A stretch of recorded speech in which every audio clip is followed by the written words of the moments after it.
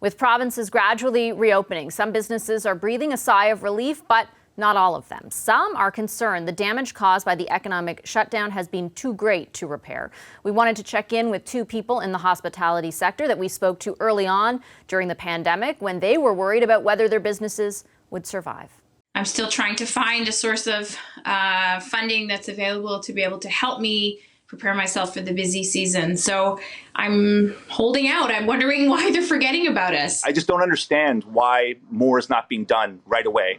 I'm talking to my staff daily on WhatsApp, and they're terrified. I'm talking to my chef, and he's like, I got this month, but I don't know what's going to happen now. So how are their businesses doing with the economy slowly starting up again? Sandrine Campeau, you'll remember, is the owner of Sandrini Confections in Montreal, and Nathan Hines is the owner of the Old Spot Pub in Toronto. Hi, Sandrine. Hi, Nathan. Welcome back to the program. Thank you so much, both of you, for making time for us again. Hi, Vashi.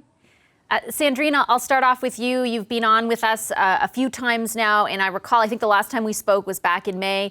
You were worried about a number of things. First of all, reopening the ice cream portion of your business, as well as not being able to access any of the government financial aid that was out of there. Can you update us? How are things going on that front? Yes, of course. So we did open for gelato. That's about the only sort of positive update this far. Still no eligibility for any of the economic support that the government is offering.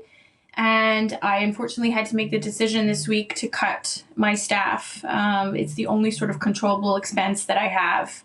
And we've decided to reduce the shop hours because the numbers are just not making any sense for us. So I kind of predicted that this was going to happen. It actually happened a little bit earlier than I would have liked. But, this is, I guess, the nature of what COVID is doing to small business. How are you doing? I remember the last time we spoke, it was a really stressful time. You in particular were working a huge amount of hours. How are you doing? That hasn't stopped. I'm still working 100 plus hours. I'm trying to put my efforts where I can, keep afloat. I think I remember telling you that I sort of do custom cakes, and we have a gelato, storefront counter. So I've been putting a lot of efforts into cakes, I am heartbroken. There's no other way to describe it. I don't know what's going to happen if the numbers don't start to pick up, even with cutting some of my expenses.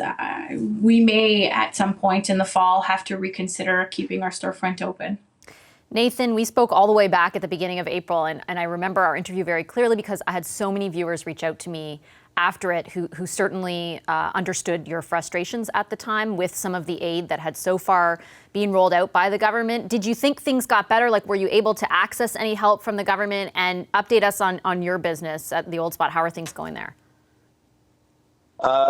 So we opened for takeout, I think right around the time we talked last time. And we had, an initial kind of surge, which was good, but it was still about 25% of our regular business. Since patios have started opening and summer has come, that's dramatically dropped off. I also, like a lot of businesses in towns and on main streets and in cities, I have a very narrow, long storefront. So my patio space is very small. I've only got 2 tables right now. My neighbor next door added another table, being a nice guy that he is.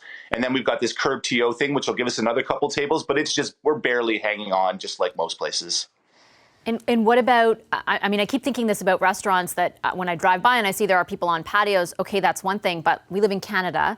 We're months away from patio season ending. And I know you're in Toronto, so that restaurants haven't opened up inside yet, but there's still a lot of concern about that when it comes to, the spread of the virus, that kind of thing. Like, how worried are you, I guess, about beyond patio season?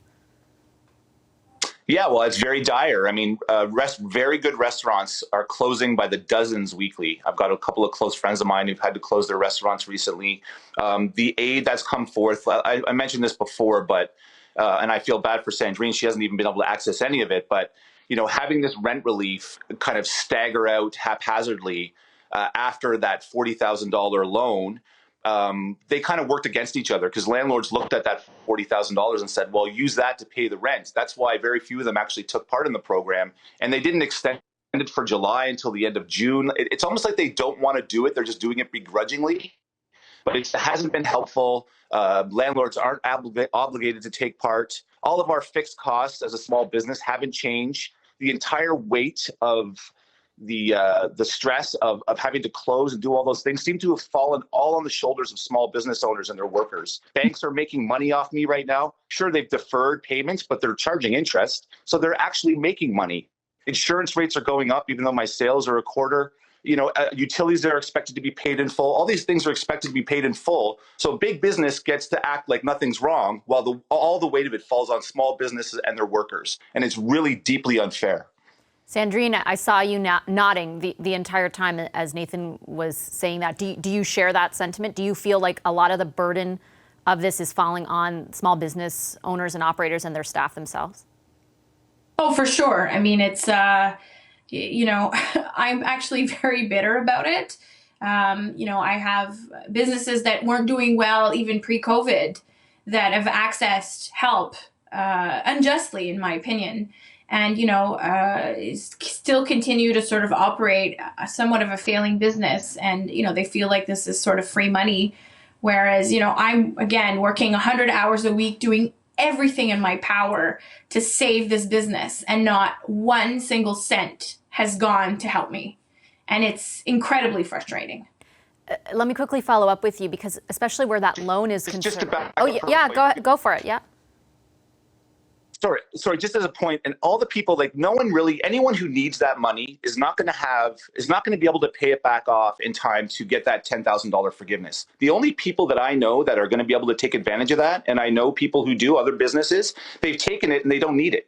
The people who don't need it will be okay, because they'll be able to stick it in their bank and then pay it back and get the free 10 grand. Anyone who needs it, like Sandrine or myself, there's no chance, because we have to use that money to pay fixed costs that haven't changed. So again, the burden of all of this is falling on the small, because we don't have a lobby. Even though we're such a huge part of the GDP, such a huge employer, we don't have a lobby. We don't have the ear of these fat cats to be able to kind of push our agenda. So we're left to flail. In my opinion, small businesses and hospitality has been deemed expendable, or else we wouldn't be treated like this. They wouldn't be saying they're going to extend the wage subsidy on June 30th. I mean, I had to fight hard to get my MPP to come out and tell me that was happening. That should directly coincide with the wage subsidy. If you're serious about saving small business, those two things should be tied directly together. Sandrine, look, it's a political show. I think there are two levels of government that you're both referencing. The provinces have a lot of jurisdiction over rent. The federal government is the one that rolled out this loan program, as well as the assistance program. If they're watching right now, if you have their ear, what do you want to say to them, Sandrine? I'm going to say the same thing I did last time, which is I don't think they're listening. I think that there is a whole layer of small business that has not been considered in all of this, that they underestimate how important these small businesses are. This is how I make a living. This is how I put food on the table. I've had to let go of 3 girls as an immediate result of this. I don't qualify for the wage subsidy because I'm more of a seasonal business. This has serious repercussions. And I just, again, am completely blown that they just don't understand how badly we need support. Nathan, same question to you. If there is someone from the government watching right now, what do you want them to know? Well, I want them to know that the real ramifications of this are 6 months away. 6 months from now, it's going to be catastrophic wave of bankruptcies happening with small businesses, with restaurants. They've already started happening early. I think they should take a drive around downtown Toronto and look at all the tent cities that are popping up down there. I mean, this is exposing what the real pandemic is, and it's inequality, and it's the lack of support for small businesses. When I hear about banks, insurance companies, oil companies getting these giant bailouts for mistakes that they made, for shady business practices, for destroying the environment in northern Alberta, and they're getting handouts, and then we had to close because of a pandemic to help the greater good, which I'm all for, and then we're left just to go bankrupt and thrown some crumbs, and then they go on the news like, I've got your back, we've got your back, small business, having Doug Ford empty threats to landlords saying they should take part. They're not obligated to. If you want to make a threat, obligate the landlords to take part in the rent relief. Don't just, this is all just exposing a lot of the grossness, hypocrisy, and tone deaf behavior of our government right now. Well, at all levels. I do really appreciate, I know how personal this is to both of you, how difficult it is, and it's not easy to talk about it. I appreciate you both making the time for us, and I know our viewers do as well. Thanks so much, Sandrine and Nathan. Thank you. Hi, I'm Vashi Capellos, host of Power in Politics. See more of our show by subscribing to the CBC News channel or click the link for another video.